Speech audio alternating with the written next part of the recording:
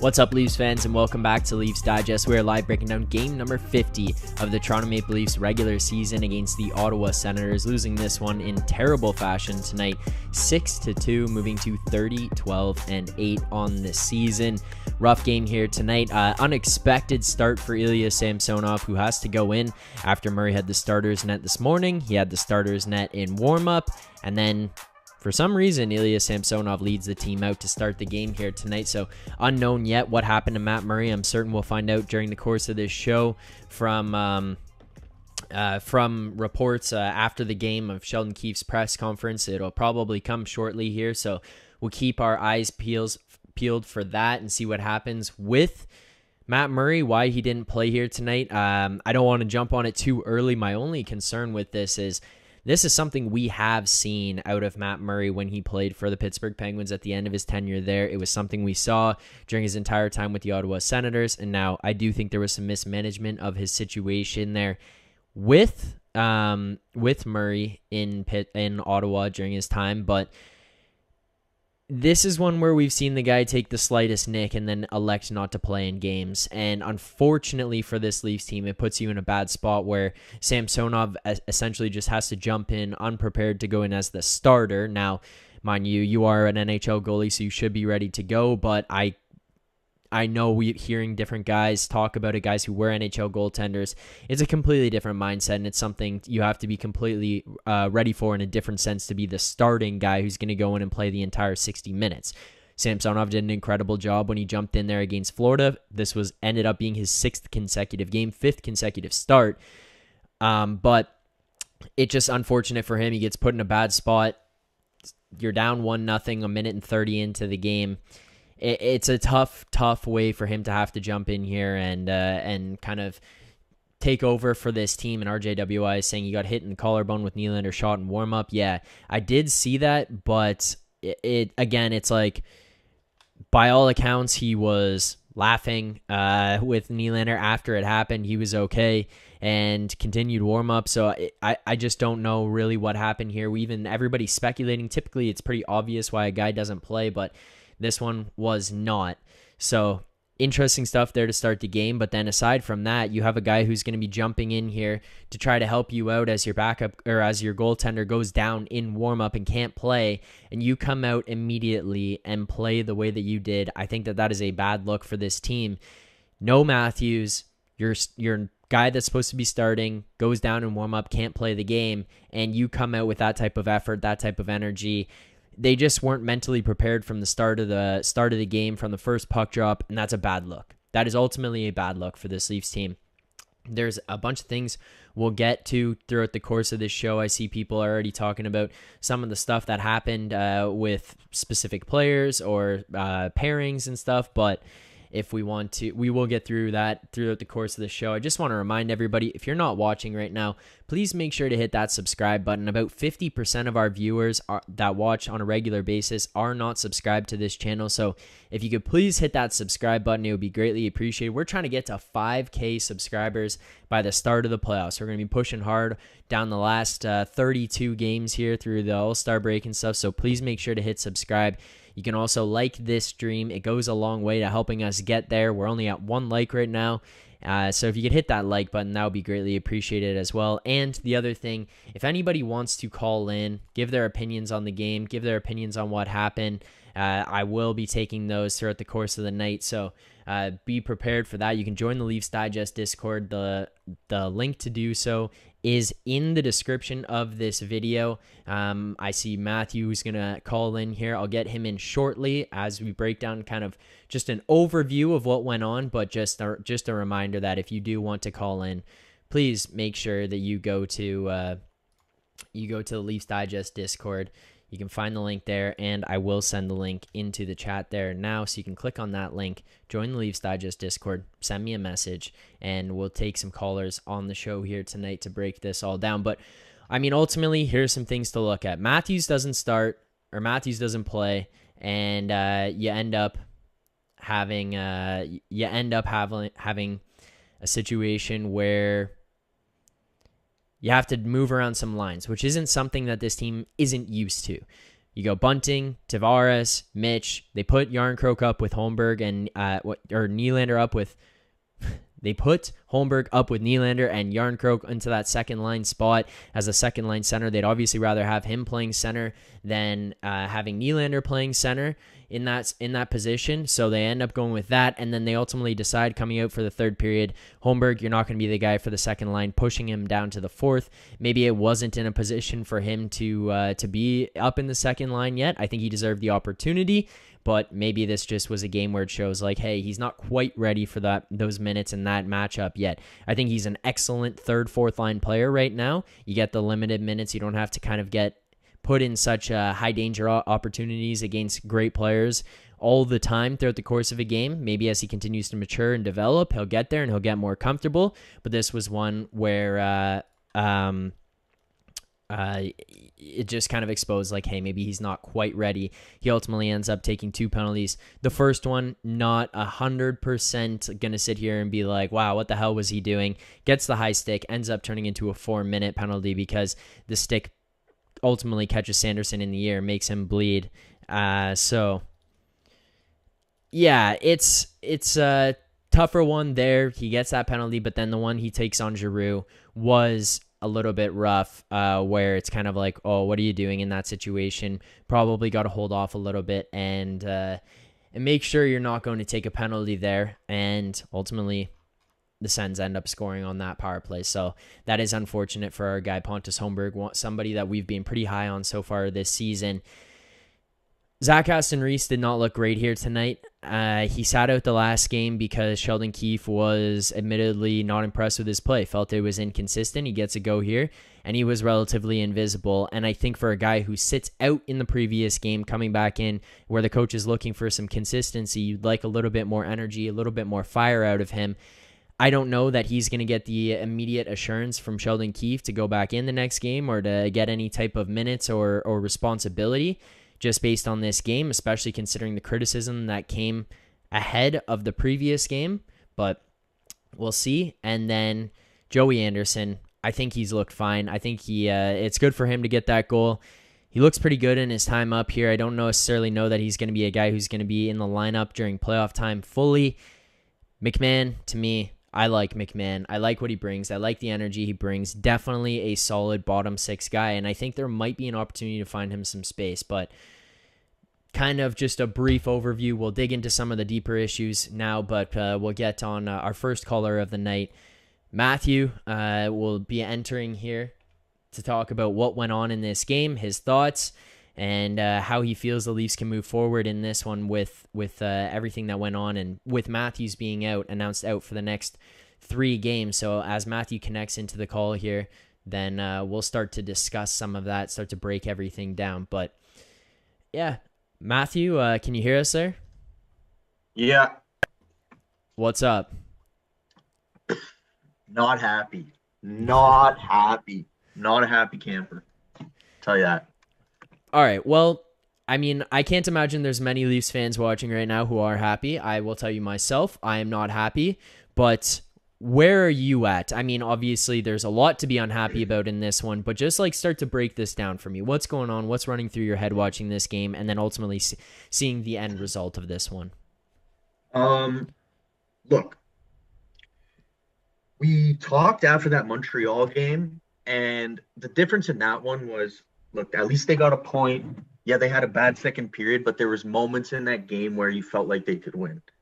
This game, after they went down 3-2, they folded. Yeah. This is like, I just don't understand why they keep falling back onto this trope of, whatever. Like, every time I start a little grain of salt, just a little, those like that flaky salt, that fancy salt that they put on your steak at a nice restaurant. Yep. That just a little grain of that little flaky salt I get. I'm like, you know what? Maybe they'll go far this year.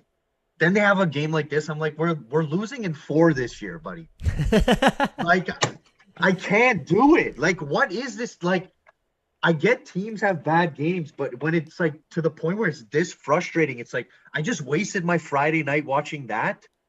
I could have been. I literally was like, because usually I go out on Fridays and then Saturdays I take it easy because it's like, there's a Leafs game on. I don't really feel like going out anyways. My friends like called me up and I'm like, you know what? I'm kind of tired. I had like a long week. I think I'm just gonna stay, enjoy the Leafs game. And I regret that decision so much. Like, what a waste of 3 hours. 3 hours I'm never getting back, man. I'm pissed. I can't. I feel so sorry for the fans who had to go pay money and probably pay even more for $25 beers to sit and watch that absolute dookie of a game, man. Okay, I'm done. Yeah, fair enough. At least if you had gone out, you could have spent the 3 hours watching this waste of a game, but you could have been drinking your sorrows away and socializing responsibly, drinking your sorrows away, but nonetheless drinking them away and making it slightly less painful. But yeah, we all wasted 3 hours having to watch this nonsense. So, yeah, I don't know. I'm also seeing here. Let's have this discussion as well. Matt Murray, starters net this morning, starters net in warm up, and then they go to come out for the game, and it looks like he's been injured. But then there's all these reports that say he didn't look injured. There was nothing that they had heard. Now I'm seeing RJWI. Rob will call in later on after you. He is asked if he could, so we will definitely have him on. But he's sending here in the post-game press conferences, Samsonov said that they made a last-minute decision to have him play. He doesn't think Murray's injured. What are your thoughts on that news right there? If that's the case, what a horrible coaching decision. I mean, we saw the consequences of it. First and second period, Sammy was clearly not in it mentally, and we know Sammy, like, he needs to be in the game if he's going to be effective. We see when he gets mentally distracted that he struggles, which, like, okay, that's fine. Everyone has a weakness. So you need to make sure this guy is locked and loaded. So what the hell are you doing? Like, what are they doing? Is this team just so cursed that the management and the coaches are just like, you know what? Let me just screw this up every once in a while just to, like, show these fans who's boss, just to keep them a little bit of miserable. Like, what is going on? Yeah, look, I don't know. And in terms of the coaching decisions, we can roll it over to another conversation. But, like, my thoughts on that are, if that's the case, if that's what happened, you're 100% right. This is a bad decision.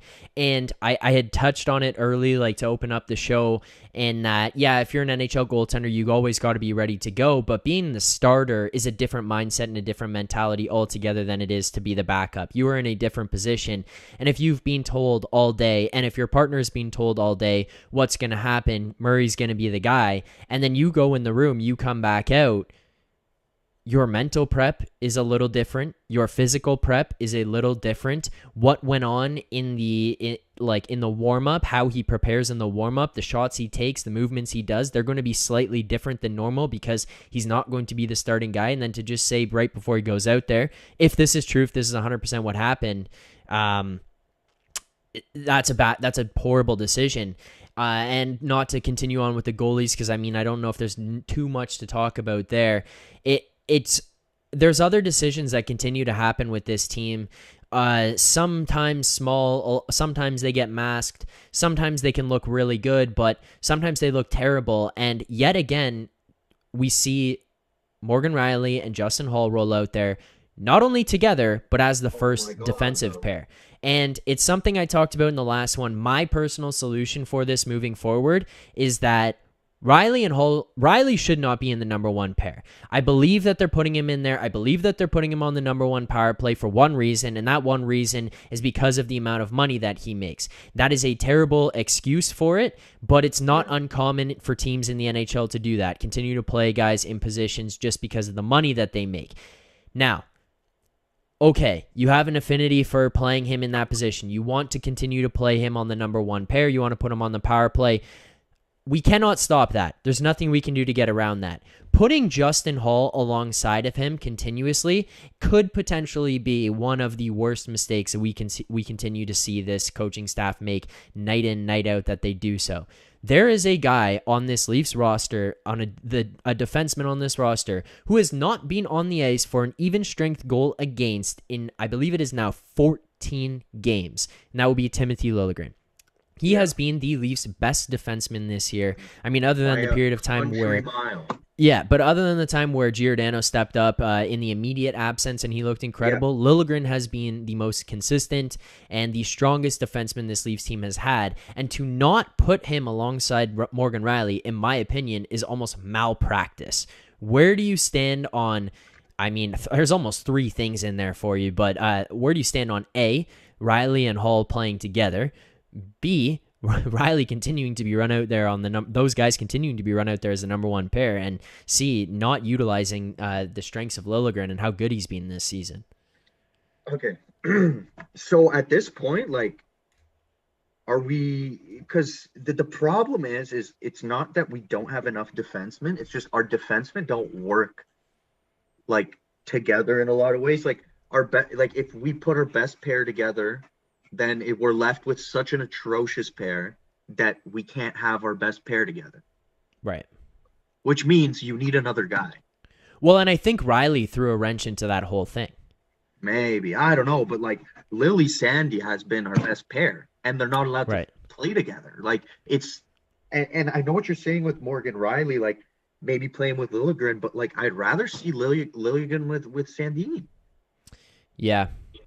You know, and, like – And every time, I know me and you are on the same page with Justin Hall. Sometimes I defend him when he has a not bad game.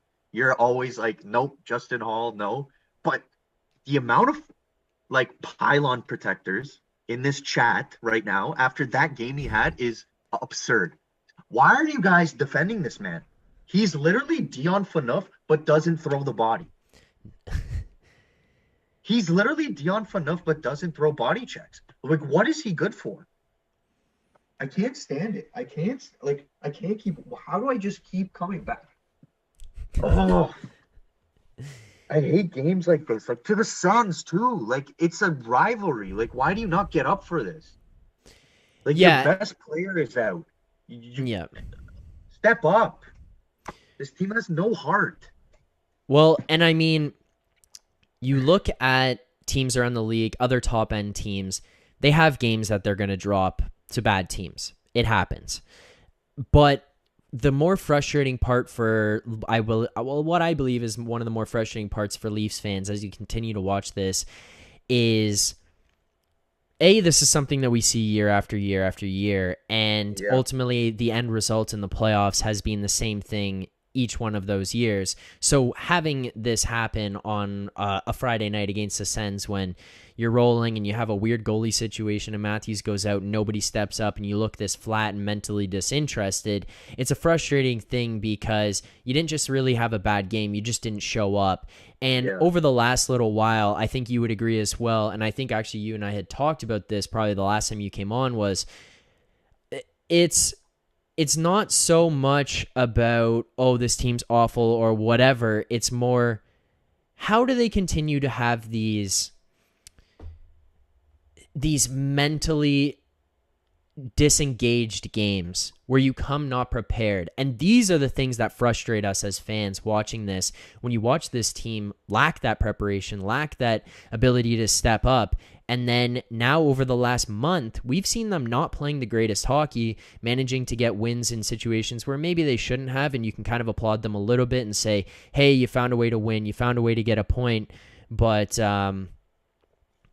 yeah, I don't know. I definitely am sitting here kind of going, banging my head against the wall, being like, I've seen this before and we're going to see it again. Yeah. Well, I've calmed down now. Sorry for being all riled up, but no, you're good. It's a recurring theme. I just don't like. Do you think these guys like literally just are like, who cares? It's like the Sens in January. Like, do you think like they obviously would never say that, but do you think some of the guys in the room are like thinking that, like deep down, like, you know what I mean? They're like, you know, like those days where like you just don't want to really go to work. Do you think that like some of these games that's the case where they're just like, they're just like half-assing it. They're just putting in their shift because they don't really care. Because like I can imagine there's certain nights when when you like just don't want to play. Well, yes, I would say so. I think that, I mean, yeah, like I don't disagree with you. I think though the frustrating part is we basically watched the whole team have that kind of game. Yeah, Aside from like some guys, I think Liljegren still played pretty well. I think that, yeah, he scored a goal, so yeah, I think Anderson looked they, decent. McMahon, but I think aside from that, I mean, you know who honestly looked kind of good tonight, which is going to be wild, is Kerfoot. But like he had energy, he had jump, like he looked like he was engaged in trying. It's just outside of that, it's 90% of the team didn't show up, and 90% of the team had the type of day that you're describing there. And those are the ones that are frustrating. Those are the ones where you look at and go, oh my God, how do these many guys come unprepared to play? And I think the other part of this might just be like taking teams lightly, thinking, hey, we're so good and we're just running over everybody. We're going to take them lightly. And I think Tim Manto in the chat here is saying, as a Sens fan, so credit to Tim coming in here being prepared to take some wrath from Leafs fans. But yeah. he says, as a Sens fan, us winning is a joke. Come on, Leafs. You have to have more will and intensity than us. It's a joke of a team. And I think those two descriptive factors are the perfect way to discuss what happened here tonight. You need to have more will and intensity, and that was something they lacked tonight. It was something they lacked against the Canadiens, and it's something we've seen them completely disengage with in other games this season where we've come on here, even when they've won, and said they didn't really have that tonight. Yeah. Yeah. It's frustrating. Like, and the worst part is because earlier in the game, like Tavares and Marner looked good. Yeah. And then after the problem was after like the Sens went up 4-2, they just like they did nothing. They didn't try. They didn't Yeah, even they looked try. deflated. They just didn't try. They like didn't they're just like, we'll get him next time. Which is unacceptable if you ask me. Especially on home ice. At least like okay, you're down 4-2. At least like put on a show. At least like put effort. Like okay, you still lose the game, but you're in front of your home fans. People are paying hard-earned money to like be at this game, and that's like another thing. If like, okay, I know I'm like just like talking smack, but if I was ever in the NHL and I'm on home ice, we're losing a game, like I'm going in like at the end of the game, like I'm doing something dirty. I'm like causing something, at least give the fans something to cheer about. But this team has zero of that. No one's just going to go out there and just like slash someone and punch someone in the face. Okay. That's part of hockey. I know a lot of people don't like that side, but like if I'm going to a hockey game, I want to see somebody get punched. Okay. Like, you know what I mean? Like, just do something. Like, I know you've lost the game, but punch someone. Seriously. Yeah, I'm not going to lie. I don't 100% agree. I don't think it necessarily has to be dirty, but I agree with you in terms of the intensity and the passion that you have to have when you're in these types of games. Like, they just seem checked out. And yeah, you're not going to go out there and you don't necessarily need to go out there and just start fighting guys or hitting guys from behind, but it's like, show something. Like, show some type of engagement and energy and like you want to win this game, because it kind of just lacks, and you watch it follow through to the end of the game and you sit there and just kind of shake your head and go, well, we didn't have intensity, we didn't have it, and then we just didn't want it. We didn't want to win this game. Those ones are just so frustrating because they just didn't show up. This is like the same thing as going to an NBA game and having the entire starting lineup just sit out. We might as well have done that tonight because they just didn't show up. And I mean, watching, I have some frustrations, and I think it's in games like this where it comes out a little bit more than others, is like when you watch Marner on the power play, or once you've created some solid offensive zone time, and then he does like the behind the back no look pass and it gets picked off, you kind of sit there and go like, hey, these are the situations, do the simple thing, like do the little thing and engage in the game. Like those are the ones that just make it feel way more disconnected than anything else. It just becomes a whole lot more frustrating. But yeah, I know what you're saying. It's more the lack of intensity than anything else. Yeah. Like just like picture this game's in Ottawa and the score is flipped. is Brady Tkachuk not going out there and running somebody? Yeah, You know what I mean? Like, it's just so, 100%. it's just like 100%. that. Have you ever seen that like clip of that Indian Chelsea fan? And he's like, there is no passion, there is no aggression. You seen that clip? Yes, I've seen that. I've seen that. Yeah. Yeah. There is no anything in this football club. I love that. I love that video, man. Yeah, But I that's know how what I you're felt talking tonight. about. As soon as when that Giroud goal came in, that's literally what played in my head. That's what I was screaming at the computer, man. All right, I want to get your thoughts quickly on Connor Timmins. He struggled a little bit here tonight. I think his struggles more come with his offensive part of his game. It's typically the giveaways, Yeah. or fanning on passes, or just making the wrong read. And the only thing that is kind of like mind-boggling a little bit is he makes those plays from his zone to center ice. Once he gets past center ice, he's great offensively. I don't think I have any real issue with him defensively. Like, I don't watch him out there and go, "Oh my god, what the hell is he doing?" From a defensive perspective. It's rare that you catch him completely out of position or not covering someone or not boxing someone out. They happen from time to time, but his issue for me more often than not is the offensive side, at least like breaking pucks out and making tape to tape passes. Where do you stand on Connor Timmins right now? Because I mean, I watch him, I think that he's probably still just as good as Justin Hall. I want number 3 out of this lineup, but what are your thoughts on him? Um, I think I just think for Timmins, it might be a case of he's holding his stick a little too tight because he's kind of been in and out of the lineup. So I think like maybe it could just be like a lack of confidence kind of thing. Because for some guys, it just like offense comes naturally, but then that making that same play under pressure, like in your own zone, you're just like your grip into your palms are like white, right? And Right. then and I think maybe I think for Timmins, I think what would be good, like I think maybe give him a run of games, and I think that might change it. Because I think a guy like Jordy Ben, who's more of a vet, kind of is like more comfortable being like, okay, like I know my role, like I don't have to be in the lineup every night. But I think Yeah. a guy like Timmins, especially with his injury history and how he's like kind of hasn't been able to get a foothold in the league yet, I think if you show him that like confidence, then we can see what the best of Connor Timmins, like what was earlier in the season, where he's just racking up assists every game and making like crazy passes in the offensive zone. Yeah. Yeah, I don't know. I think that might be something to do with it in terms of the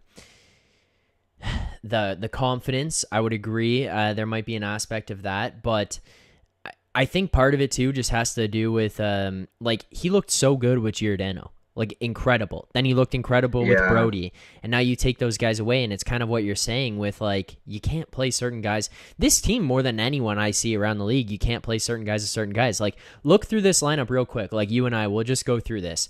Riley, you can't play him with Hall. You can't play him with Timmins. Okay, no. that's not great. Or Uh even Sandine Riley was pretty brutal in the past too. yeah, yeah, was not good either. Um So now you've got, okay, you can't play Hall with Sandine either. I think that's just like everyone is going to try to stay away from that. Your ideal Yeah, pairing would be Liljegren and Sandine, but then you're kind of left with you have to play Riley with one of Timmins or Hall, and then that's you go to Geo. Geo can probably play with anyone, but he can't play on the right side. Like there is so yeah. much going into this where it's I just don't like, always envy Keith's job with the defense, but I think how what's Brody's timeline? Because I think it honestly it does change once Brody gets back. I think if they can get an extended number of games with Brody and Riley together, maybe Riley can get his swagger back. We can get Morgan Riley if seasons pass, and like maybe like a month from now, we're like it's 2 weeks after the All-Star break, and we're kind of laughing that we were worried about this. You know, yeah, that's also a possibility. Like if we look at the positives, but I'm just tonight was just frustrating, and I had to vent. And like, I hope everyone enjoyed my little loss of temper. No, we appreciate it. I appreciate the honesty and the passion, of course. So don't worry about that. And yeah, it's appreciated to just hear from other Leafs fans kind of where they stand on things. I'm gonna ask you one more question here, because I'm certain chat's gonna start asking about stuff and what solutions can be. Yeah. So you're going into trade deadline. What are your main priorities? Like where do you look? Let's not necessarily talk about players. If you have players on the top of your mind, feel free to say them, but like more so, what are your main priorities here? Where do you look and say this needs to be fixed for this Leafs team going into the playoffs? A lot of people are after tonight. They're gonna have like recency bias, and they're gonna say, "Oh, we need to go out and get a defenseman." But like, if Brody gets back, we don't need a defenseman. We don't. Like, it's to the point where like your seventh D is gonna be Connor Timmins. Or if me or you were coach, it'd be Justin Hall, which like at the end of the day is not a horrible seventh defenseman. Okay, let's be honest here, right? But then obviously like clearly like without one of our like guys, with one of our guys out of the lineup, like the second line just like is not there. Holmberg was not ready. You were talking about it earlier. He was just not ready. So a top six forward, like we've been beating our head against this wall pretty much all season. So fair enough. Top six forward. That's left winger, right? All right. I like it. So you're the GM of the Leafs. You're gonna make a call at the deadline. First player you're calling, is it for a defenseman? Is it for a top six forward? What's the most important of those two for you? Top six forward. Okay. All right, fair enough. And I'm willing to trade Matthew Nyes to get that forward.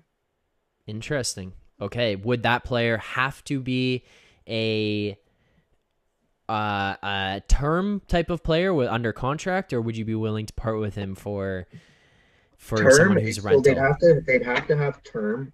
They'd have to have a little bit of term on a not bad contract, or they'd have to be an RFA at the end of this season. Nudge, nudge, wink, wink. Yeah, Mr. Meyer.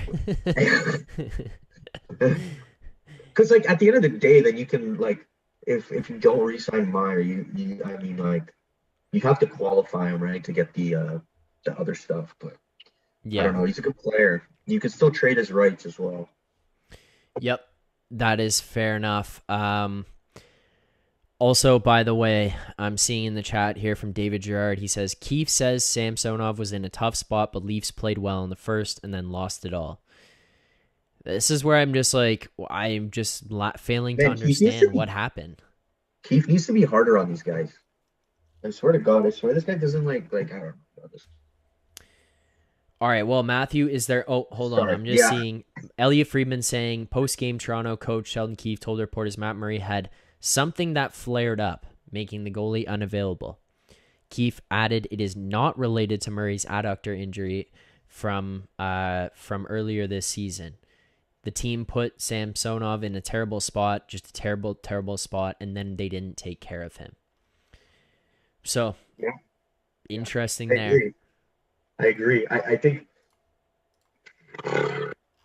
like, if you know a guy's kind of going in cold mentally and physically or whatever, dude, like, don't let them get a shot. Like, they gave a Main Street shot within the first 2 minutes of the game, like, wide open. Like, it was like the slot was emptier than the streets in the GTA right now. Okay, because it's like the past few days. Right down Main Street, and then it just like was not good. I mean, they battled at least in the first period, but then they did the same thing in the second period. So like, what the hell? What the hell? Yeah. All right. Any final thoughts before you get out of here? Anything you want to say to anybody in the chat, or just thoughts on what went on? Just any final statements before we let you go? We always appreciate you calling in. Just like, I'm like, this is how scarred I am from like following this team over the past few years. I'm terrified for those 5 games after the All-Star break. I am terrified of the Columbus Blue Jackets, the Montreal Canadiens, and the Chicago Blackhawks. Oh, what a I am stretch. I am terrified. I'm actually terrified. Like a home and home against the Blue Jackets, I'll be happy if we get 1 point. I'm gonna be honest. Yeah, I'm pulling this up now. So we play Washington on Sunday, Bruins on Wednesday, head to the All-Star break. You come out of that Friday, February 10th at Columbus, Saturday the 11th versus Columbus, then home versus Chicago, then home versus Montreal, then on the road at Chicago. So you play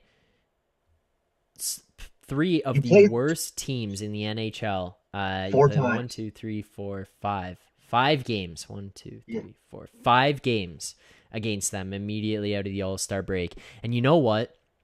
That could be a bad thing for 2 reasons. One, we could come out of that and play terribly against them, and then it's complete and utter panic mode. And Yeah. two, could come out and play incredibly against them and think that we are godlike because we've blown out these shitty And then they teams. don't and then they don't go and make a move at the deadline because they're like, oh, look at our record. We're 8-2-0 in our last 10. Who needs a new player? Yeah, or put you in a spot where you end up developing some bad habits and thinking you're better than you are, and things don't need to be worked on. So that could be a frustrating Yeah, one there. But like the year against Montreal, right? exactly. Yeah. Matthew, thank you for calling in. Greatly appreciate it. As always, appreciate your opinions and you expressing your thoughts and feelings on the stream. No need to apologize for getting fired up. That is exactly what we're looking for here. We want to hear honest opinions from Leafs fans watching games. I'm sorry you wasted 3 hours of your night tonight. Hopefully you can It is enjoy what that it and is. get it back tomorrow, man. Saturday night Save tomorrow. it. Get on Nah, get on your horse again. no. I saved money this weekend. That's how I'll look at it, you know? All right, fair enough. Fair enough. Okay. Well, I respect Take care, that. Zach. Matthew, thanks for calling in. Take care. Take care. Peace. All right. From Matthew to the man himself. Called in before. Can't wait to hear his opinions on this Leafs game here tonight. Rob, how's it going? Good deal. Well, I'm doing all right. Could be better, but I mean, it is what it is. Again, I talked about it with Matthew there. These games happen. It's more of a frustration that we've been just seeing not great hockey out of this Leafs team for a little bit of time here. Samsonov's been playing incredible for them and helping them out with some of these wins and points they've been picking up. And then you see some of those kind of not great moments boil over into games like the one against the Habs and the one against the Sens here tonight. So I think that's more where my frustration comes. Then obviously we're always just going to be a little bit salty as Leafs fans knowing the results that we've seen from this team in years past. So it makes it a little bit worse, but trying to get through this one. Where are you at? Yeah, fair enough. Similar to what Matt was saying earlier, I guess just to start out with, you feel like you're wasting your time watching the game, and no, and you feel like that as a Leafs fan once in a while. Like they don't have these type of games consistently. I think that's something you want to keep in mind with, and there's a bit of a silver lining, but there's definitely some, aspects of the game, players, plays, a combination of things happened tonight. I feel like some of it you've already discussed, and even what you were just saying with Matt Murray. I just feel regardless of, first we thought it was the shot, like, well, that's what I thought anyways.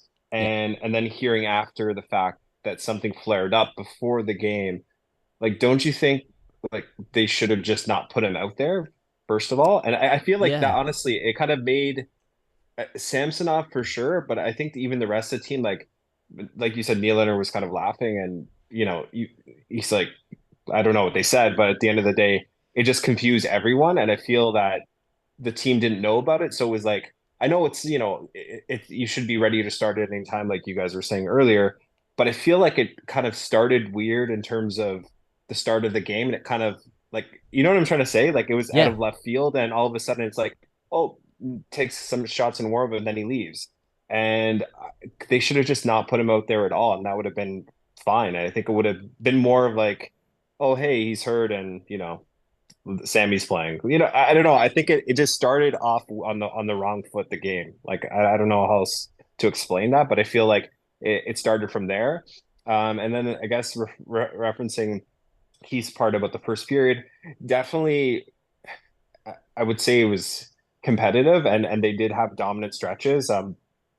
Marner and Tavares had a number of chances, number of shots. It was closer, but we saw effectively the game being close. We saw that things that and mistakes that we're doing in the first kind of kept creeping up throughout. One being penalties, right? I mean, that was a tail of the tape, so to speak. I guess, I think it was 12 minutes to 4 or something along those lines when I looked at the recap of the game, right? So that if you're in the box a lot of the time against one of the best power plays, I think that's a detractor right away.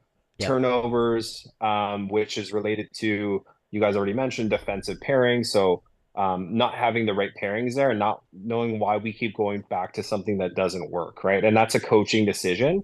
And then, you don't want to bring up Hall every single every single post game we have, but yeah, he just made some plays today. I just again, and it's yeah, it's really hard to wrap your head around it. And he just makes things worse when they're already kind of going in that direction, is what I would say. And not to just always point him out, but it seems to be like the consistent theme in the story that's going on. So those are some aspects I would just say, like turnovers and defensive pairings, like their breakouts were terrible. Timmins didn't look good as well, as you guys kind of mentioned. Yeah. He actually breaks at the puck better than Riley, better than probably most of the team, to be quite honest with you. Like I think actually TJ Brody does a great job of that. But yeah, so strong suits or strong points of certain players weren't there tonight. That's 100% as well. So those are some, I guess, some thoughts of mine just off the top. Just yeah, I think those are some issues definitely we need to take a look at. Well, and for Hall, I'm gonna start. I'm decided I'm gonna start referring to them as doi doi plays. Just like what are you doing? Hit your head against the wall kind of play. I'm just gonna call them doi doi plays. Like that pass behind the net that Tkachuk ends up picking off, and then he scores that goal immediately after. It's like that's a doi doi play. Like what are we doing there in that situation? But yeah, I think that also goes to the point of. Well, one thing I also think that this whole thing starts to highlight here is how good Mark Giordano is. Justin Hall playing alongside of him looked like a god in people's eyes during that stretch where you're sitting there going, wow, how amazing is this guy? Last year, Liljegren comes up when Gio gets traded here, and all of a sudden Liljegren looks incredible. Now, mind you, I think Liljegren is a very good defenseman, and I think he's taken strides, but I don't think we would have seen the same development if it weren't for him being able to step in alongside Gio. So I think we see some of those things, but ultimately I think there are some interesting coaching decisions going on with some of this, as you alluded to, the goalie situation and deciding to have him go in there. I 100% agree with you. Yeah, yes, you have to be ready, and I think that that's something everyone can kind of sit here and say, and I think that's valid. But 5 minutes before the game, he was told he was starting. And I think goaltenders go through a routine. If you're the starting guy, you have a warm-up routine. You have all this different stuff that you do to get prepared. And all of a sudden it's like, hey, bud, you're going in there today. Or oh my God, what do you mean I'm going in there? Now all of a sudden the team throws you under the bus as well. So it's a little bit frustrating from that aspect. I'm going to ask you here, though. You got an opportunity to listen to the Kiev press conference. Obviously, I have not yet, so I'm going to lean on you a little bit. Is there anything that kind of stood out in there, and you and I can break it down? Is there anything that was a So I think point? that I think Elliot Friedman already mentioned the starting goaltending piece, because that's what I was actually trying to listen to, like what happened here. I would just say he said we had a great first period, which is not completely untrue, right? When I see the highlights on the post game, it's like Leafs get crushed by the Senators. I don't really think they got by the score 6-2, yeah. But if you're looking at shots, they're basically even, hits are even. Face-offs were oddly lower in, but I feel like that's a one-off, and Matthews not being there is obviously a component of that. And so just some like basic overview stats. So I can't say, I agree with they got crushed, but Keith was just, I feel like a little bit, the best way I can describe how he was answering the questions was a little bit like we didn't do a good job, um, you know, kind of admitting that we had a good first, but we had issues. The penalties, Holmberg was brought up. So I would just say like something obvious like the 4 minute penalty and another penalty, he spent 6 minutes in the box. That's half of the penalties they had, right? So things like that, he did acknowledge, and he kind of just said, "Well, he can't do that," which is, I mean, obvious, right? So Yeah.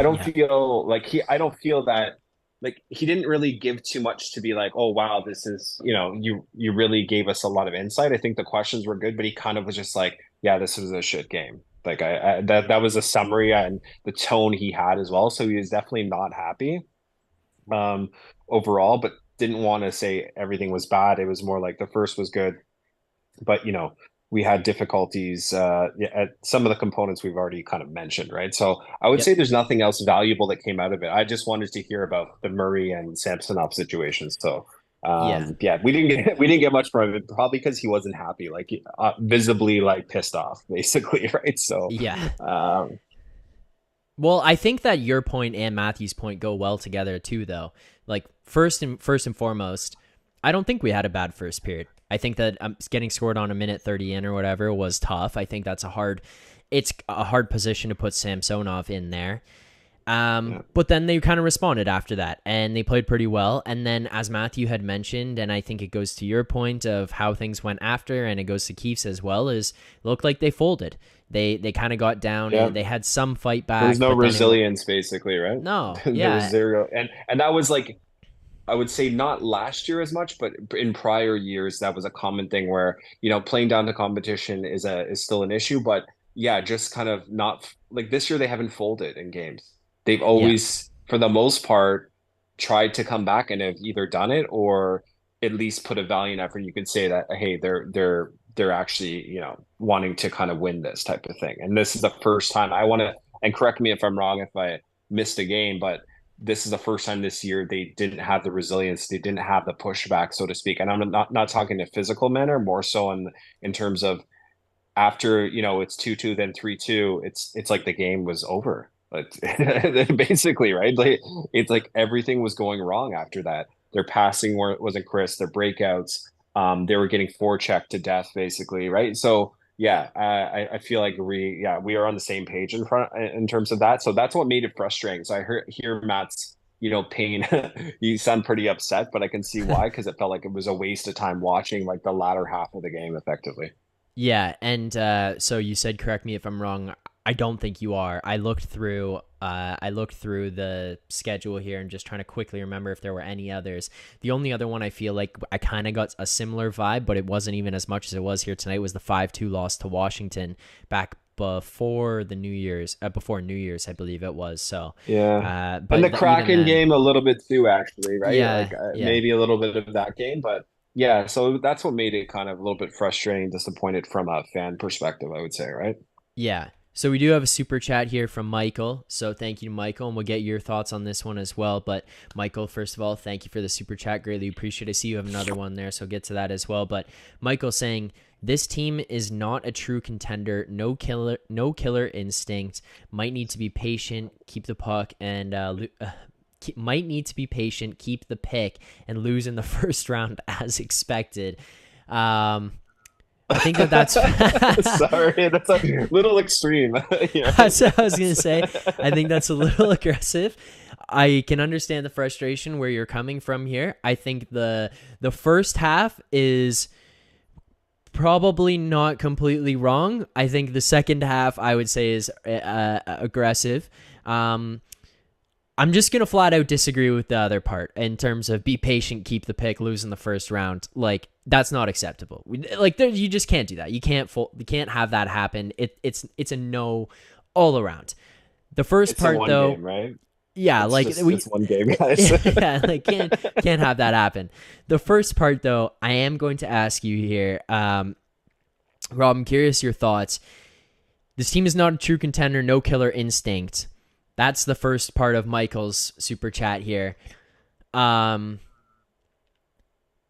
do you stand on No where this team kidding. is at? Because I kind of feel like it's been different through 55% of the beginning of this season, and really in probably the time frame that you and I have actually discussed and Matthew's discussed and we talked about in the chat, is like through probably the last 3 weeks, it just hasn't consistently been there. where I think through the Correct. beginning of the season it was there every night, even if you lost.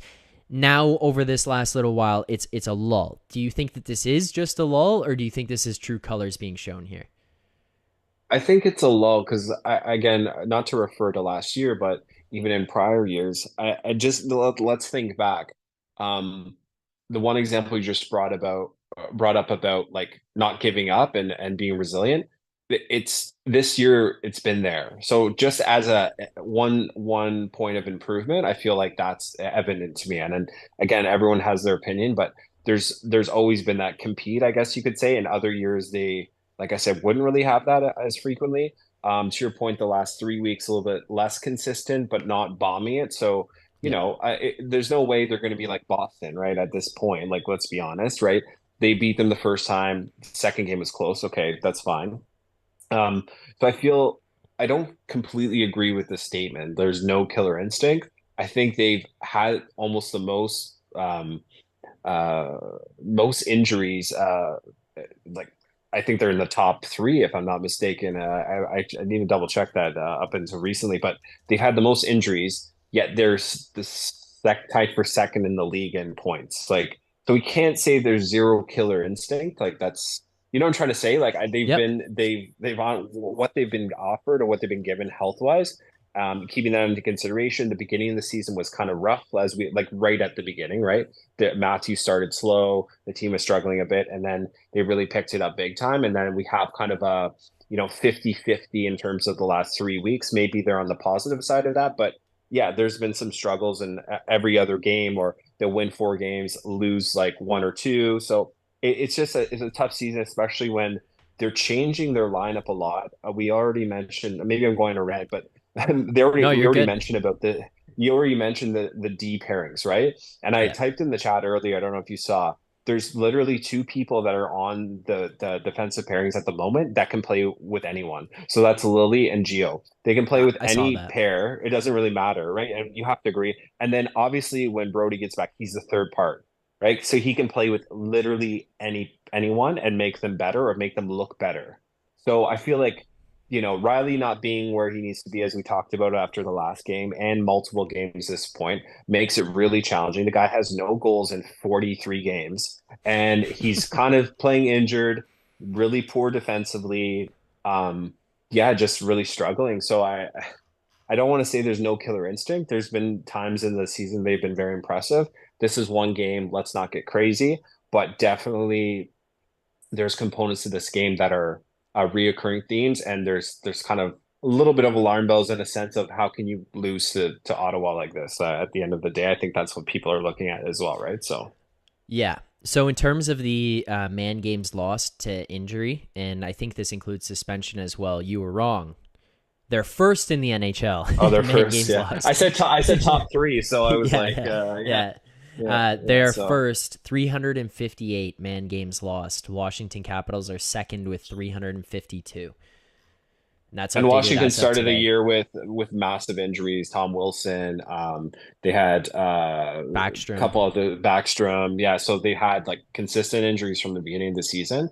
Yeah, so you have to factor in some of these things, like people in the chat sometimes a little aggressive or extreme, but you have to look at some components. So again, I don't want to shit on them completely, but yeah, it No, it's was fair. definitely tough to watch tonight. It's tough to watch, but I don't want to say there's no killer instinct. And even that, and if you want to even refer to jump to another component, which is like pushback from a physical standpoint, they've been kind of not not where they need to be, but better than before. And if you can come to me and say that compared to last year, where are we at? Like there's been more pushback from a physical standpoint as well. And it's Yeah. maybe not, 50% improvement, but we're talking like, a decent amount where they're sticking up for each other. There's moments where you see Riley fight someone for, you know what I mean? Or Geo jump in, or there's like lots of scenarios that really weren't there last year, guys. Like, and you had Kyle Clifford and Simmons. So it's different. It's a different scenario with them, but you know what I'm trying to get at. So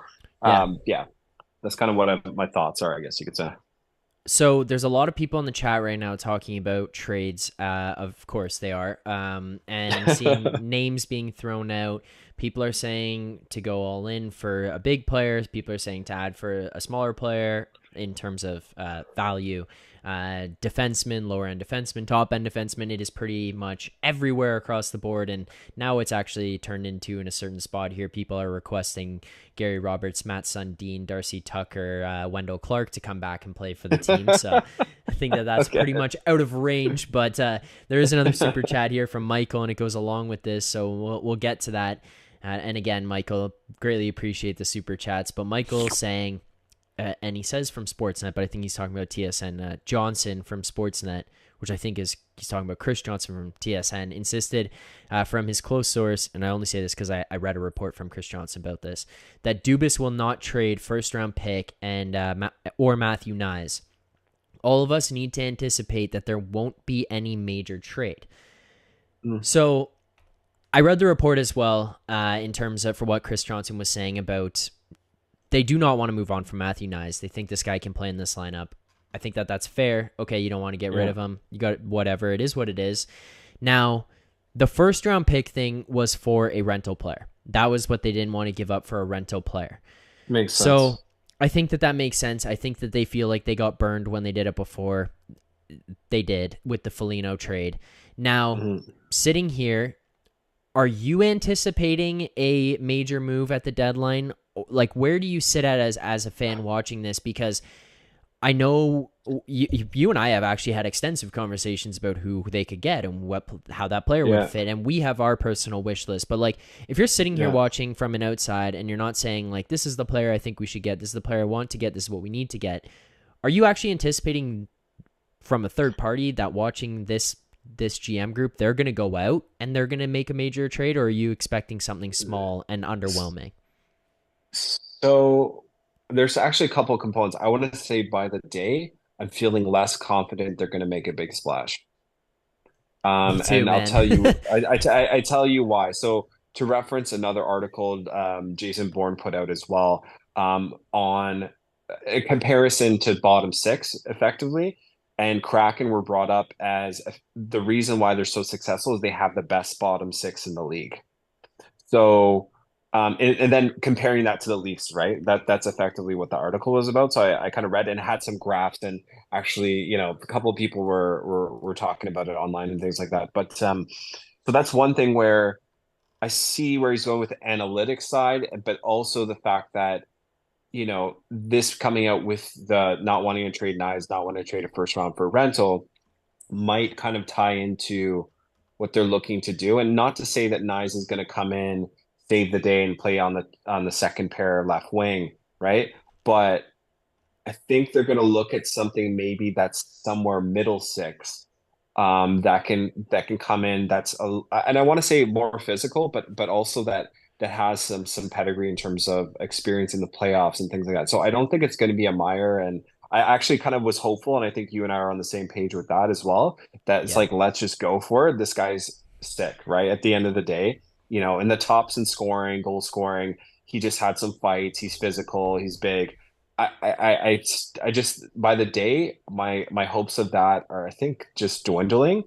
And then it's second point being they also brought up defense again, and it's tough, man. I just don't see the defensive side. I really, I think even Matthew brought it up earlier. Timmins being your seventh and then having Jordy Ben as your eighth, or flip them with, what I'm trying to say. And Yep. Hall's just not going to get flipped out, guys. Like, and like we talk, I think you and I and Matthew and some other people in the chat are on the same page with that. That Keith loves the guy. Yes, there's metrics, as Gordo would tell us, like that are in his favor. But I just think when the rubber hits the road, Justin Hall is going to make another mistake in the playoffs, and that's a fact, guys. That it's like there's no question, and it's gonna hurt us. So I'm torn, to be honest, Zach. I don't know if that answered your question completely, but I'm just day by day it seems less and less. But I'm hopeful that it's going to be something strategic that we're not even aware of or thinking of, and maybe we get a good deal of some sort that'll surprise us for what's been offered. Like it'll come down to the last minutes, or maybe it's something earlier, like Dubas likes to do, that has a bit of term, like a 2 year remaining type of scenario at like a $4 or $5 million range. I know maybe that's like kind of very broad, but I feel like it's something that's not as big, that could be helpful in the middle six versus, hey, like the top two pairs kind of scenario. So that's what I feel like. Yeah, you did answer the question, and I'm on the same page. Watching this, the more it goes on, I'm like, I'm so dumb for just telling myself like we're gonna make a splash. Like it's not happening.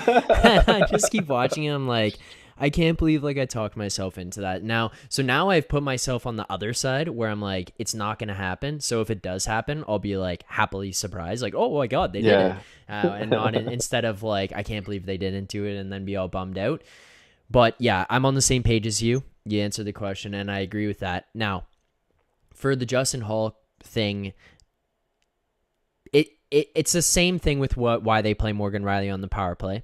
It's the same thing why they continue to put him on the first unit, and it's because, or on the first defensive pair. It's because there's some sort of affinity for them, for what they believe those players can be, and they're sitting there saying like, hey, we're not seeing it now, but we feel like you can get to this point, and we're just going to keep running you out there in this position until you can get there. Yeah. So it's become quite obvious at this point. There's nothing we can yell or scream about as fans anymore that will make that change. Morgan Riley, he's not getting traded. As much as people may hate him in the chat, of course not. Realistically, he's not getting traded at the deadline. That is first and foremost. It'll be so hard to do. He has a no trade clause. He's playing terribly. He's just coming off an injury. Like that type of move's not happening at the deadline. It'll be hard to happen in the offseason as well, because again, I think that they're in love with this player and don't want to move him. And then the other part is, we've demanded Justin Hall be traded for years. He hasn't been. He's still here. Now he's playing on the first pair with Morgan Riley, so he's obviously not going anywhere. So something that, sorry, Zach, to interrupt. I'm just thinking. No, you're I good. was just thinking as you were talking. With Justin Hall, is there a possibility he gets traded for someone just a bit better, and then we add in a pick, not a first round, obviously, but we add a pick or a prospect? You know what I'm trying to say? Like, I guess, I'm just thinking, just because Gord always references Mayfield, assuming Islanders don't make the playoffs, just a little bit of an upgrade where the salary is a little higher, but you're getting a little value, and then the difference of that is already within our salary cap. You know what I'm trying to say? Like something where it's a subtle thing where it's like the other team gets him back. He's a UFA.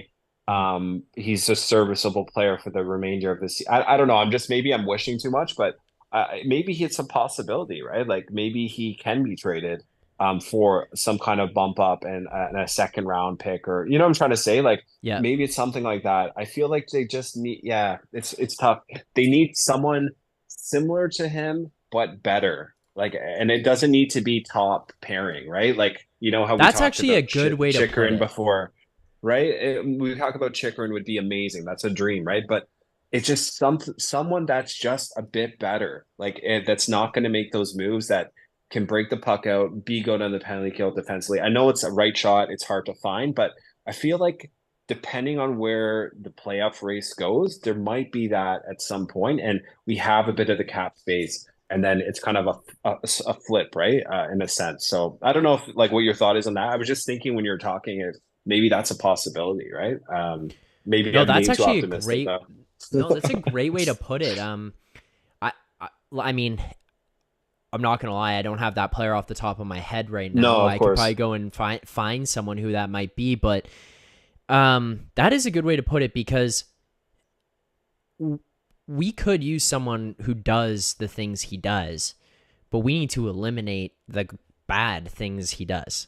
And if you could just find that player who's a little bit better, they don't have to be the guy who plays in the 1, 2, 3, 4 spot of your defense, but they can be the 5, 6, and they can just be a bit better. You automatically drastically improve your lineup by eliminating some of those things. And if they can play the same way for the things that they're looking for out of Justin Hall, and just eliminate kind of some of the nonsense that goes on Yeah. there, the doi doi plays, as I called them, then you're going to end up in a spot where your defense gets drastically better. So, yeah, I think that could be a good potential move. I think that, like, yeah, honestly, you know who's coming to my... It's not a player the Leafs can get, but an example of this happening, Tampa Bay picking up Zach Bogosian off of after he was terminated from his contract with Buffalo. Yeah, from Buffalo. Yeah, no, that's true. That's a good example, like bottom pairing, physical, Role player. role player. Yeah, no, that's a good example because I actually liked him with Toronto, to be honest. Like how he So was did I. managed, how he was managed in terms of his ice time, and then where he was playing, it just made a lot of sense. He didn't like playing in Canada, but yeah, that's kind of a good, yeah, that's a good example. But yeah, to your point, there's no particular player that comes to mind. I just mentioned Mayfield because I'm just like Yeah. Gord mentions him a lot, but it's just an example, right? Like I just the top of my mind, I'm like, okay, defensive, big, you know, fairly minimal mistakes, like that type of scenario. And then Yeah. to couple that with maybe someone middle six trading out Kerfoot with, you know what I'm trying to say? Like some Yep. little another small trade, and it could be like, it could be something with the same team or maybe not. But maybe we're looking at two minor deals, Zach. I just the more and more time goes by, I'm thinking minor in a sense, not top. Hey, we're going to pay over the nose in terms of assets. That's what I'm kind of referring to. So I think it depends on where the market is and where we end up in terms of some of the big players as well that are out there. Like the top 10 trade list is pretty packed with some awesome players, some older, some big money. I don't think those are going to happen, but you never know how things can turn out with if the market in terms of who trades who early on, it can kind Mhm. of develop into, hey, we need to get rid of this guy, we need to get some assets. Let's make the deal work. And maybe I'm being again too optimistic, but it could be that scenario as well. So I think Dubas is really looking non-rental potentially. Maybe one of them is a rental, like either the middle six or the defenseman. Hard to say, but yeah, some things to kind of think about, right? Yeah, 100%. I think that might be a good way to look at it. You want another just weird thing to just make yourself ponder what the hell happened here tonight? There's a tweet from a beat reporter from the Leafs saying, William Nylander says he doesn't think he hurt Murray with that warm-up shot. Murray told Nylander he was fine. So this whole saga just continuing to get weirder and weirder. Okay. Like I read this, I'm like, But what? why Like, was the guy even out there? Like, let's just like leave it at that. Like, I yeah. don't think, I don't know. Yeah, that part bothers me honestly, and I think Matthew earlier were just going off about that. Yeah, but it's But like it's things yeah, like that where it's like, what is going on? Like these are the yeah. coaching decisions of like, why? If something was bothering him before, like why force him in there? Samsonov's been incredible. Like let the guy run. Even if you end up in a spot here where he has to play tonight and then Sunday against Washington and then Wednesday against Boston, like why not let him do that? Because guess what? It's the All-Star break after that. So just There's he's eight got games time to after or whatever, yeah, like non-games. Sorry.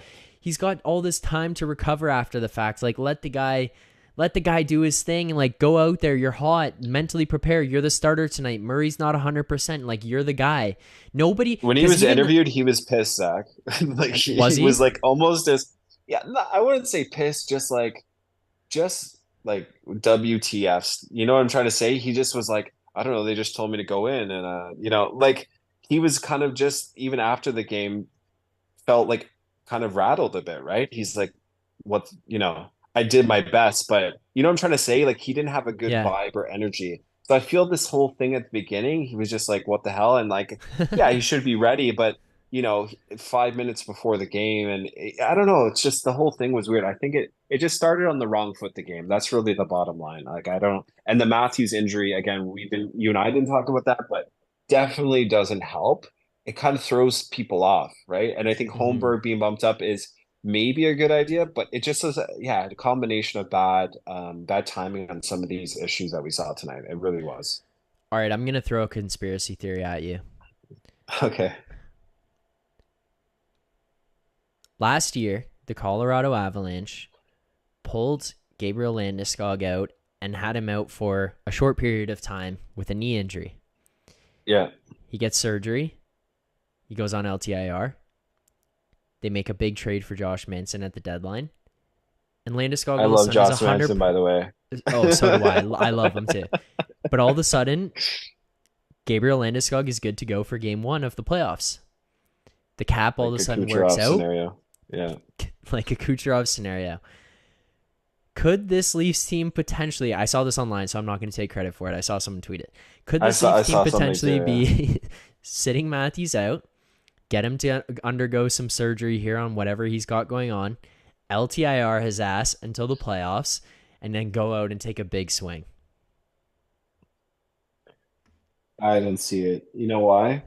Because they didn't do it last year. They could have done it with Muzzin, right? He played the last few games. They didn't have to do that. And they could have done it last year. And I feel, even when Dubas was asked about it, interviewed after the fact, his response, like, again, not to, maybe we're going down a different path, but Dubas as a GM is awesome. Like, I don't care what anyone says. Straight up, like, yeah, he's made some bad trades, mistakes and stuff like that, but like the guy articulates himself very, he's shifty, he's very smart. Yes, he's analytical. Yes, there's just so much about the guy. I respect him honestly hugely.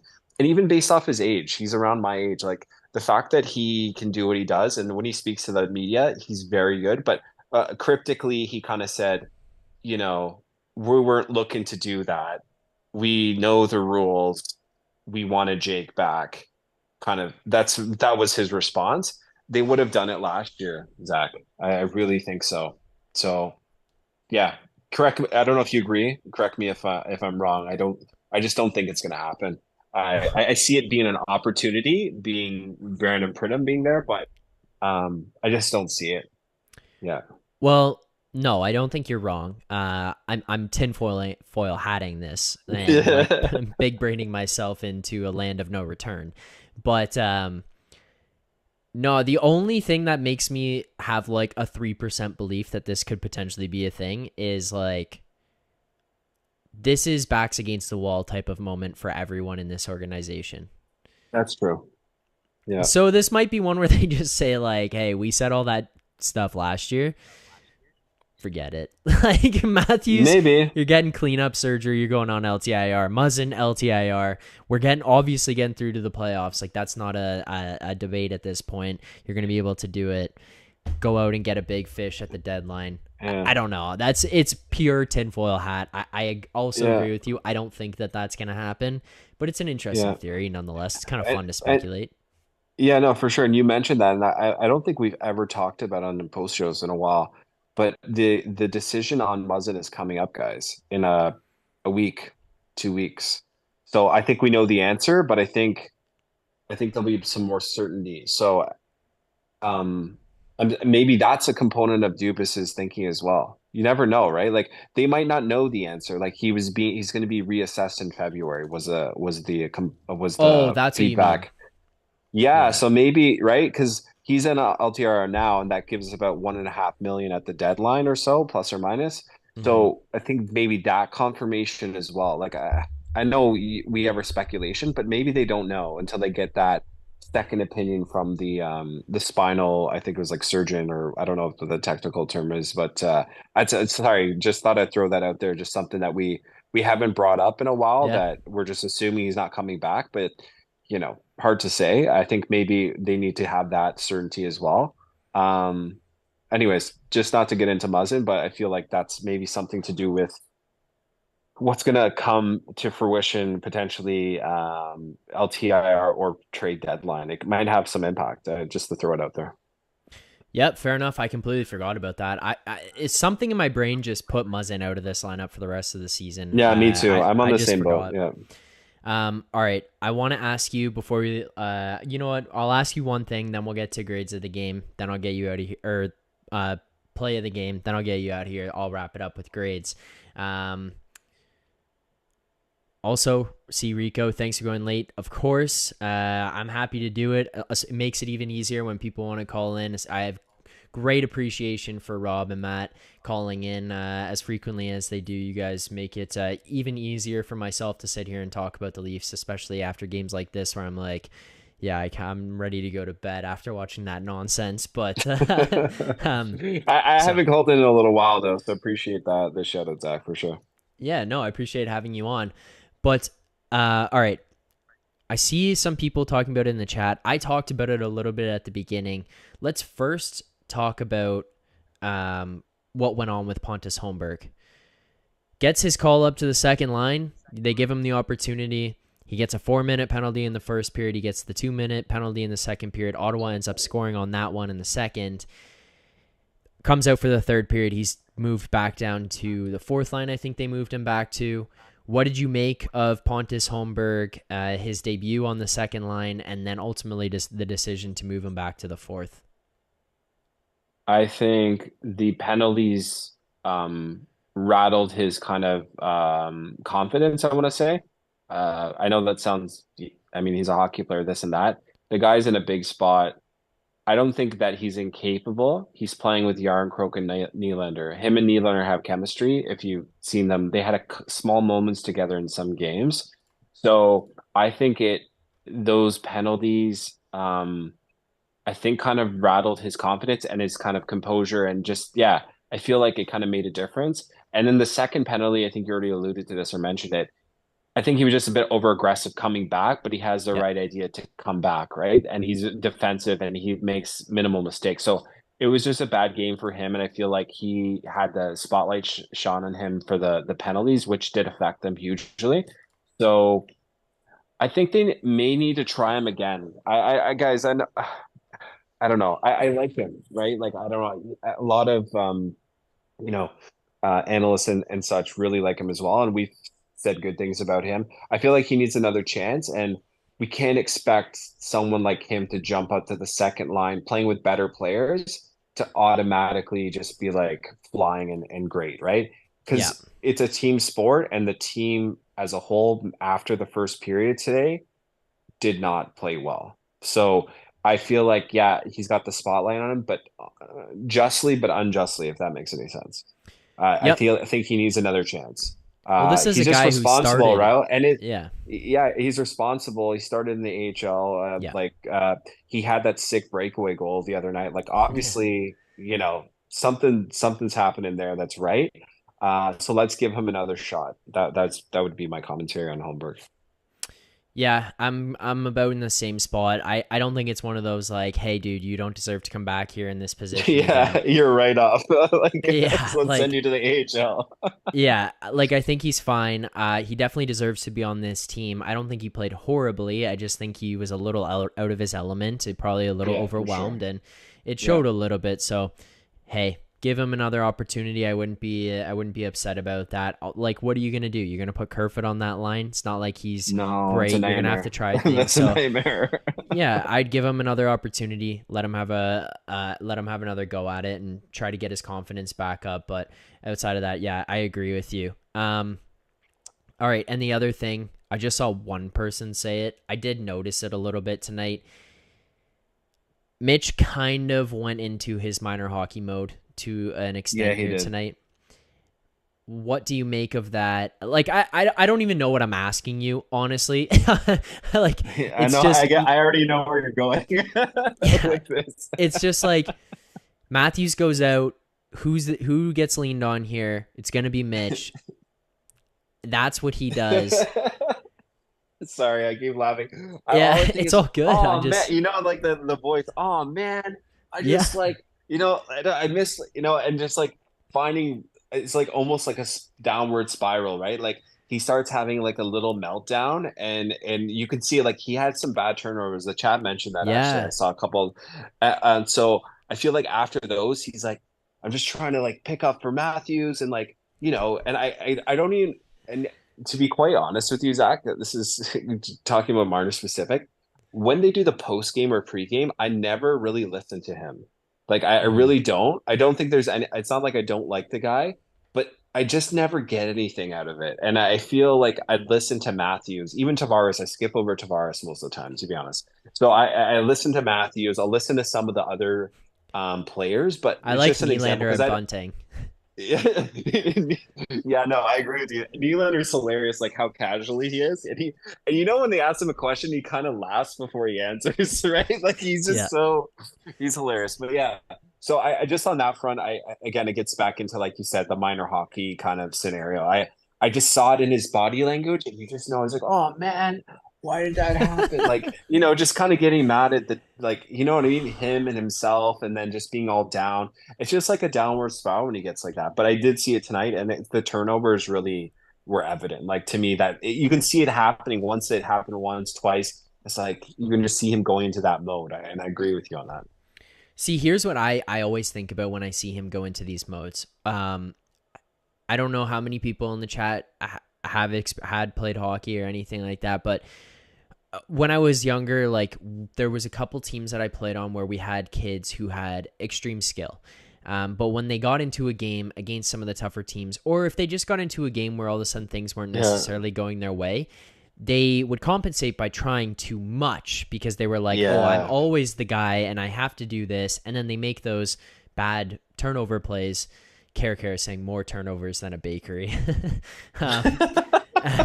They make those turnovers where it's like, hey, you're going to make mistakes. You're going to make turnovers, but those are the ones you can get rid of because it's the no look behind the backs. It's the drop passes to nobody. And you're kind of going, okay, I'm okay if you try something and you're going on a 2-on-1 and you try to make a hard saucer pass across. You're trying to thread the needle through the zone. Like I'm okay with those ones. It's the ones where you're like trying to do way too much. And then he has the frumpy little like, and it's the only reason I just compare it to this is because I've seen it. I've played with guys who did this, and like they come to the bench and coach says like, "Hey, make the simple play," and then they go do the little pouty face, and then they do like a little frumpy down the bench, and you're like, and then now all of a sudden like everyone's in a sour mood because like your best player's in a sour mood, and it just kind of like it's okay, man. Don't worry about it. It's okay, little buddy. Like keep it going, right? Like no, for sure. Yeah, he definitely gets like, and there were moments tonight, and not to pile on Marner or anything, but they did highlight something on the intermission where he has these breaks and he's always looking back, and it's like I've seen it where it's like the 2-on-1 and it's worked, but he was doing it breaking out, and like I think it was just mentioned like that his teammates need to say, hey, just go for it. So like he had those scenarios tonight where he was doing those weird overplays and they just end up being turnovers, end up being the wrong play. So yeah, I did see that tonight. Thanks for mentioning that, and it was there tonight for sure. Like just trying to do too much. Like Matthews is out. That's what I'm trying to say. Some of these components of what happened tonight was like a perfect storm in a bad way, right? Where you know what I mean. These little things, like you think it doesn't bother the players, but it does, guys. Like Matthews not playing tonight. It's just like, oh, we're gonna do it, and it's like, yeah, we're gonna play our best, and we've always done well, and our record's amazing when he's not in. But I think this last minute in scenarios, they just compiled tonight into not a great showing, right? So. Yep, agreed 100%. All right, with that, let's get to our play of the game here. This is a tough one, Zach. Yeah, let's hear it. What's your play of the game here tonight? I don't know. I can't. I don't. I need. Can you tell me yours first? Because I was really hoping you had one first. Okay. Who could you like? It's not okay. They had 2 goals, but the goals were, I don't know. Like, what do you say about it? Was it like, you know what I'm trying to say? Like, was it there's something that would stand out that you're like, here's the goal of the game. Like, here's something that they did that was great. Like the 2 goals. Like, is there something that stood out to you, or No. for the individual? Yeah, that's what I'm trying to say. So I'm just trying to think of plays or the way people played or players that played pretty good, and it just doesn't come to mind. Like nothing stands out to me tonight. I know that's not good. We need to have something, Zach. Come on, let's put our minds together. But honestly, I don't have anything off the top of my head. I know it's not good. It was a bad night, but I'm not being negative. I'm just trying to think. No, of you're something. not. Like, you're not. Who did? Well, like, okay, so here's what's going on in my head right now. First of all, Okay. I had nothing coming into this, which I usually do. I'm reading my notes of like things that happen. I just jot down stuff that goes on in the Yeah. game, and then I write down a little recap of the goal so I can remember specific details of it. Um, Kerfoot enters zone with speed.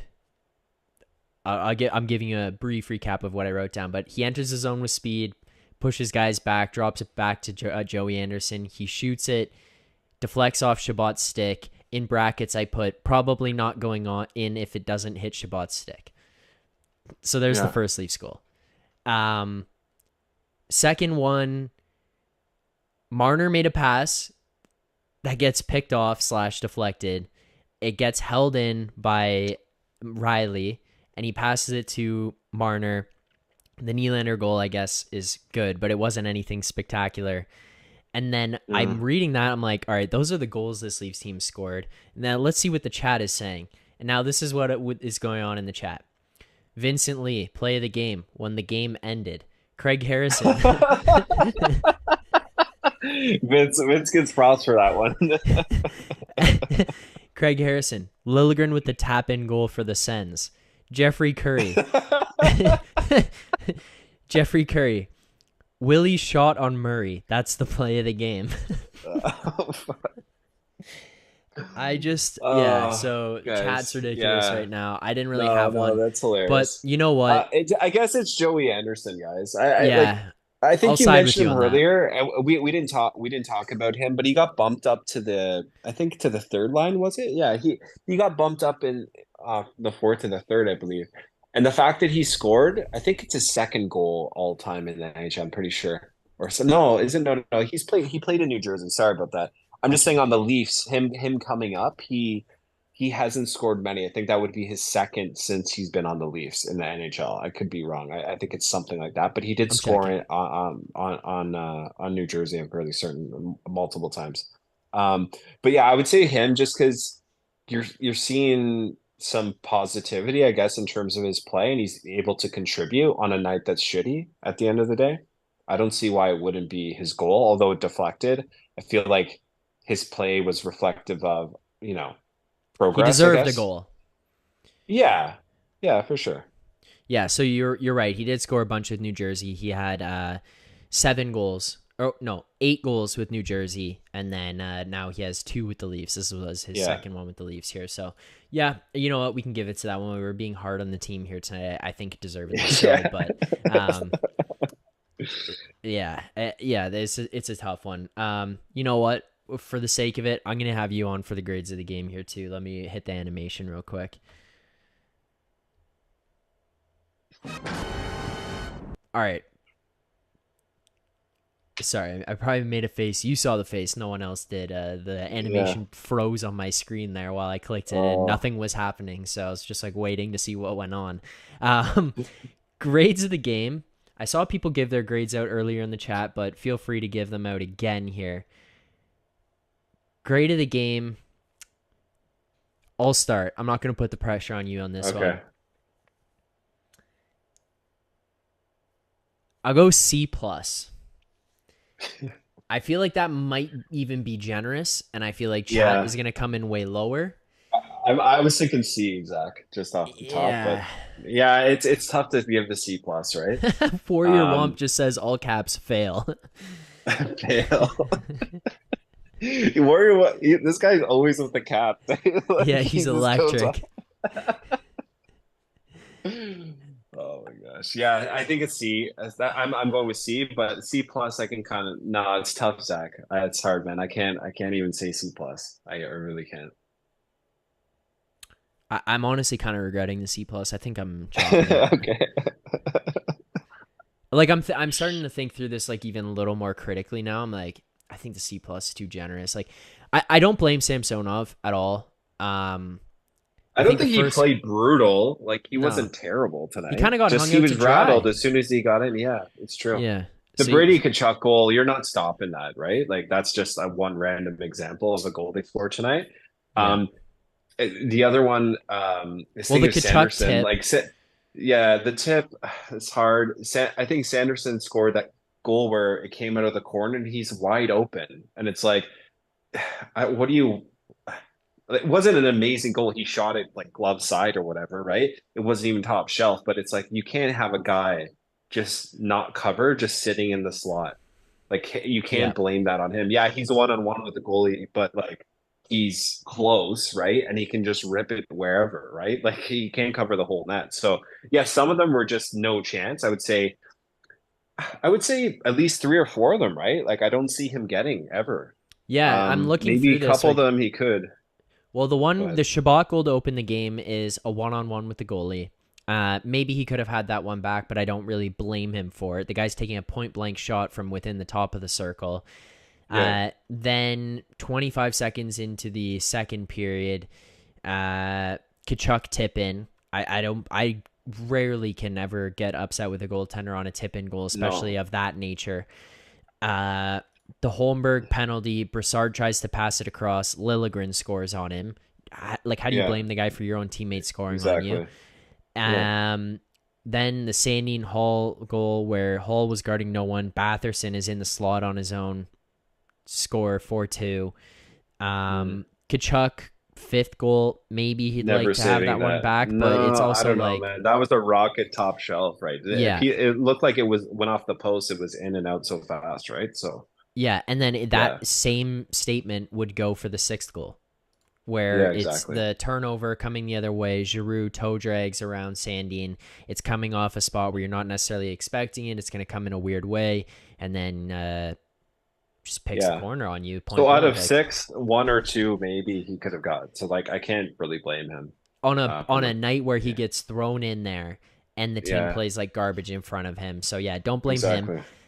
Just briefly looking at stats of this game here tonight too, like you go 1 for 3 on the power play. I am going to I actually am going to continue to get like frustrated with having to watch this Leafs team put Morgan Riley out on the first power play unit. It does not work. Like, please stop doing it. Like that one is gonna like drive me insane.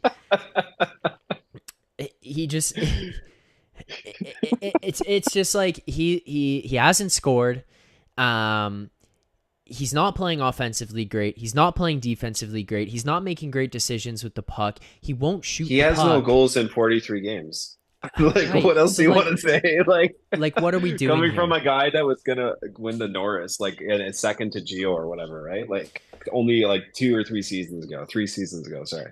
Yeah. Yeah. Anyway, yeah. Far But from that for sure. yeah, they go 1 for 3 on the power play. All right.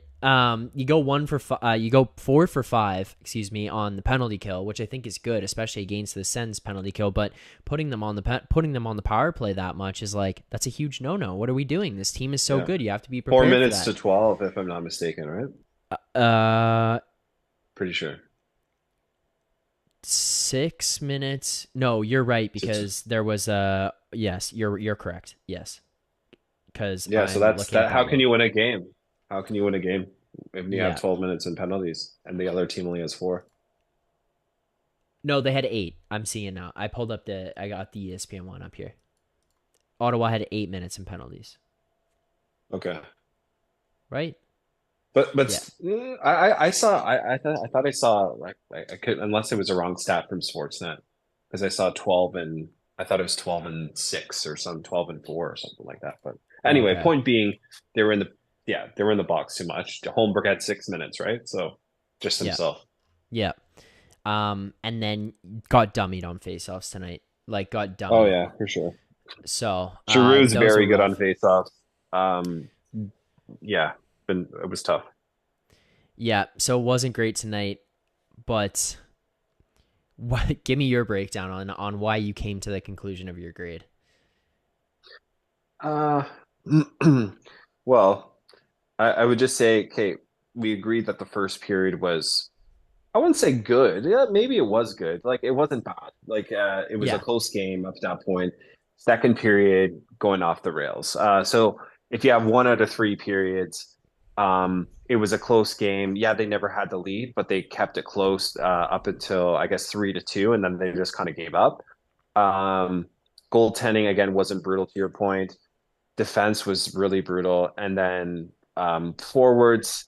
I don't know. There was a lot of chances. Like I didn't look at the game where I was like, oh, the Leafs are like I said to you earlier, Leafs are getting crushed. Like they had opportunities they didn't convert on. Like be honest, right? Like they did Yep. have some really solid opportunities. Forsberg had great saves. So that's where I'm coming with the C. I was even thinking C minus, but I was like, hey, maybe that's a little because I'm not thinking about the 6-2, right? That's not what my stands out of my mind, right? In terms of giving them the rating. Like, because I Right. feel some of those goals, like you said, there's no chance. Even some of them, like there's nothing even maybe could have been done differently from a defensive perspective, even. You know what I'm trying to say? Yeah. Yep. For sure. Yeah. I like, dude, I don't know. This is just one of those games I'm like, You have nothing. We can't really. We're trying to pull it together. Like, can't really say too much good, but you know. Anyway. yeah. No, I would agree with you there. I think your assessment of this one is pretty spot on. But yeah, I think that's going to do it for the show here tonight. All right, Zach. We'll leave on that good note, right? A really positive Yeah. ending, waiting till Sunday when they play next. Yeah. But Rob, before you go, I appreciate you calling in as always. Appreciate the insight and opinions on this. Where you walk away from this one, just ultimately, where do you stand? Anything you want to say? Any feelings, thoughts, Yeah, concerns? What like main takeaway going away from this game, or just anything you want to say in general? yeah. I would just say, let's forget about the game tonight, right off the Burn top. the And tape. yeah, if I'm talking like from the players in the locker room perspective, I would just say, guys, it was a bad game. Let's move on, but let's look at what we did like poorly and let's fix that. So penalties, um, switch up the pairings on the D 100%. You have to do that. You got to play with strengths, right?